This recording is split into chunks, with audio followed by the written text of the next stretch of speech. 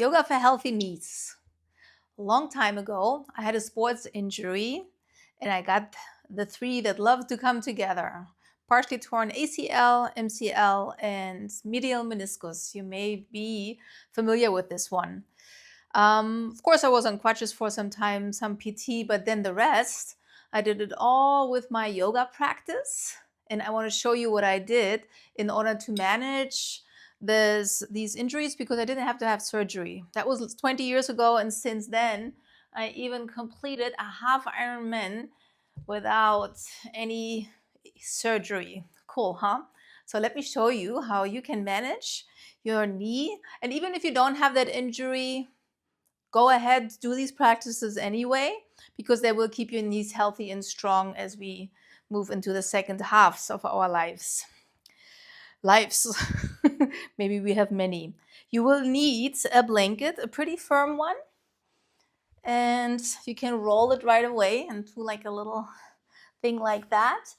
2 blocks, or maybe very firm, thick books if you have, and then like a little towel, or one of my new friends, Willa, she did this for me. We can use this behind the knee.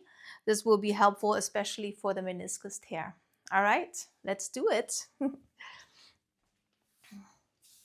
So you won't need the blocks right away. At first, just come to standing so that your hips are about hip width apart. Feet parallel to each other. Yeah, so in the good world, in the best world, the kneecaps also face straight ahead. Sometimes they're a little off depending on muscular imbalance in the quads. And then all we do are some good old squats, not all the way down, because if these muscles above the knee are firm and strong, it's really good for knee health. So reach your arms out in front of you, and then you bend your knees and sit down. Reach your arms up and lower the arms down. As you will see, I will never just give isolated, repetitive movements. We always combine numerous postures where we also move with breath and move the whole body. Yeah, because nothing lives in isolation. Bend your knees. All right, this time bring the arms up all the way over your head. Bend your knees again. Straighten them, and then straighten them all the way and lift the kneecaps up when the legs become straight. One more time. This time, let's hold this. Bring more weight onto your heels. Get the low belly in. Good. And just stay here for a brief moment and feel how your quads are doing the work for you. Then straighten the legs again and lower the arms down. This will make squatting down a little bit more accessible, because I aim for closing the knee joints here a little more. If you have a tear in your medial meniscus, you may not be able to squat down all the way. Please listen to your body. Only go as far as you should. And this time, reach your arms out in front and try to keep your knees right over your feet. That's right, bonsai. And then come on up to standing and reach your arms up. Arms out in front of you like a sleepwalker. And this time, reach the arms back. Arms forward. Use the exhale to come down, and then the inhale to lift your chest. One more time. Straighten up. Make your movement as long as your breath. And release. Now you can use 1 or 2 blocks. Place your left foot on top of the blocks. Actually, let's do the right foot so you can see what this leg is doing, just for visibility. All right, so once you're on the block, and if 2 is too much, of course, you start with 1. So bring your hands to your hips, and then when you exhale, let your knee bend. So of course, now it's a one-legged squat, and let the foot just lightly touch the ground. And then you straighten the leg and straighten it all the way. Bend. One of your quads only fires fully in the last 10% of knee extension, which means leg straight. So go full. Don't miss the last 10%.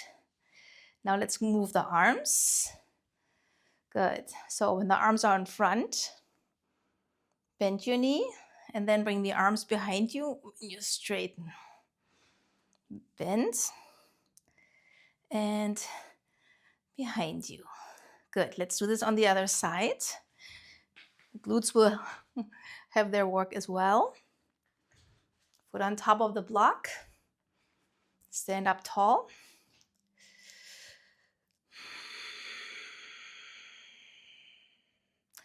Exhale, arms are in front of you.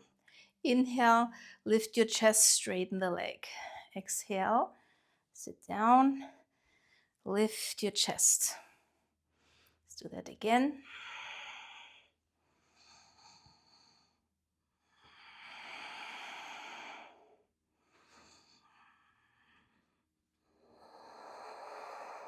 And last time. All right. Now we will combine this with a few other postures. My cat left. I think I was too loud. Disturbed her afternoon nap. So here we are again. So this time you can move the leg a little further back and then take the leg slightly out in front of you without touching the floor. If this is too much, you repeat the first one. My slogan is always do something. Bend. And then keep your leg back. Keep it back. Lean back. Place the foot down to the floor in a 45-degree angle. Don't make the stance too long because now we want to move the knee past the toes. So align the center of your knee with your second toe. From the glutes. And then when you exhale, bend your front knee, straighten it 100%. Straighten it. This is the muscle I talked about. The only firms in the last part of the straight leg. Exhale. Inhale.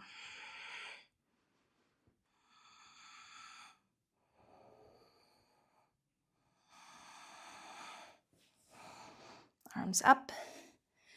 Arms behind you. Arms up. Arms behind you. Good. From here, you keep your foot where it is. All you do is to slowly come down onto this knee. So, nothing else changes. Keep your hips to the front of the room. And here, muscles below your belly button, try to firm them. And then sink into your front knee. Try to close the knee joint. And then lift your torso and lift your chest up and bend back a little bit. So this will go more into the hip flexor here.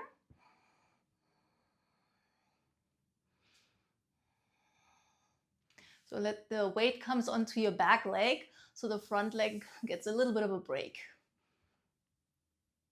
And then come on back towards the center. Reach the arms out in front. Lift your knee an inch off the floor. Hold.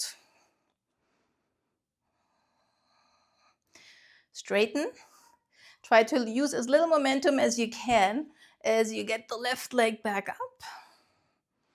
If you feel stable and you have long hamstrings, extend the leg for a brief moment, quad strong. And then lower down, get off the blocks. Take a moment. Nice. So this is one thing I learned for yoga therapy, to therapeutic movements for your joints. You need some strength building postures. What? Still too loud? Come on up to standing. All right, so we combined. On an inhale, you lift your chest and reach your leg back. When you exhale, bend your front knee and reach your arms forward. Inhale, back up. Exhale, arms forward, leg forward. Try not to touch the floor. If you have to, of course, please do so. One more.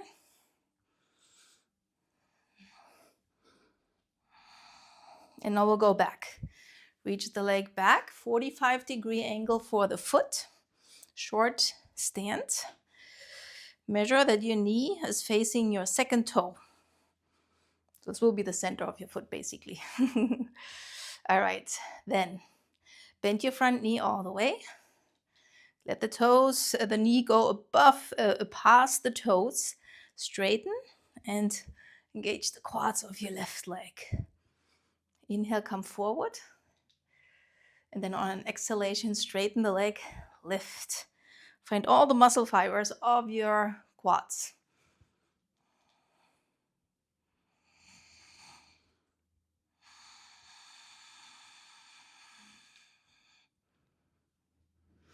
That's good. Get the arms involved.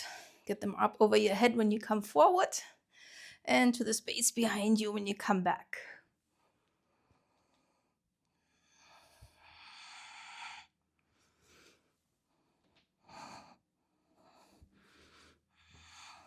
All right, now lift your heel off the ground, woo, and slowly come on down. Once the knee is on the floor, get the belly muscles involved and firm your glutes a little bit. You can keep your hands here on your hips, chest up, chin up, and then contract the muscles of your back to go into a little bit of a back bend. You'll feel the hip flexors lengthening on your right side.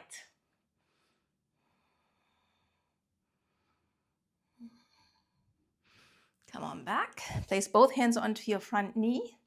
Use the exhale to engage your core and to take your right knee an inch off the floor. Arms out in front of you, hold.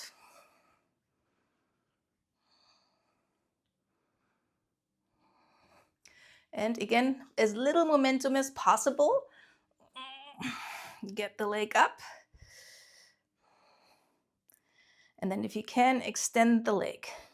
See, on this side, it's not as responsive, but that's okay. I'll do my best. And then slowly release. Lower down. All right.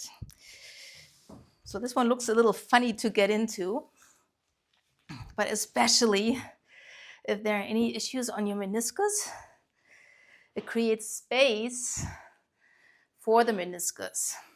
It is that little C-shaped thing in between your thigh bone and your tibia, your shin bone, and allows your knee to move and bend with ease. So here's the funny part. Head down, and you try to get the blanket as close as you can behind your knees so that you can then sit up. And then here, you push your toenails into the floor, and I'm pushing my feet into the floor. So the quads are involved. And then you slowly let your entire weight glide onto the blanket. The key is here, you need to be able to keep your muscles, your facial muscles relaxed. That's how you do it's not too intense. If it's too intense, your body will just tighten up and there will be no release. So here, this is a nice calf massage. You can swing your hips back and forth like the ladies in Hawaii. Swing, or let your whole body move a little bit from side to side. And then lean forward and shovel the blanket a little further back. And then you do it again. Chicka, chicka, bow, bow. Da, da. Little fascia release on the way. Good. And release that. So now, so this is my good knee. So I'm going to sit on one block here and have, oh, pop, I guess it's not good anymore. So, very important that you here press your toes into the floor and that the foot goes straight back. What I mean by this, you don't want to have the foot sickling to the midline. You want to have it straight back. Very important for the knee positioning as a way. Your knee joint will be affected by this posture.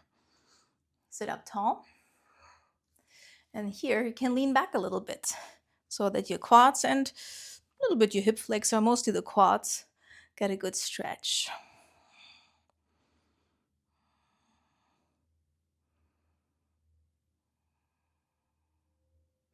And then release. So here's the little trick I want to show you. So that's the old injury knee. I take a little bit of piece of fabric, and the medial meniscus is the partially torn one. So I create some extra space by putting fabric in between on the inside of the knee. And 2 blocks. Because if I don't do that, I will create pain. And I want to stay out of it. There. And you get to sit up tall. Once again, I push my foot into the floor, so there's firmness. Strong core, always strong core to protect your low back. And then you can lean back a little bit. If there's any doubt in the knee, believe the knee. You can sit on 3 blocks. You can skip this posture altogether. You can maybe make the fabric here in between a little thicker.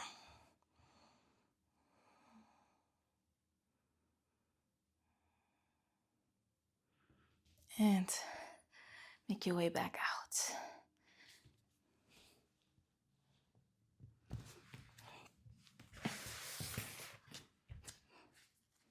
So, all right. And at the end, just a little bit of hip rotation. Anything that happens in your hips, usually the knees will have to deal with it. So I created some good hip opening classes for you guys too. There's one up here or up here, I'm not quite sure where it is. So check that one out next so that your knees will be happy because your hips are happy. I hope this was helpful. Let me know if you have any more questions about your knees or hips. I'm happy to create sequences just for you. Thank you.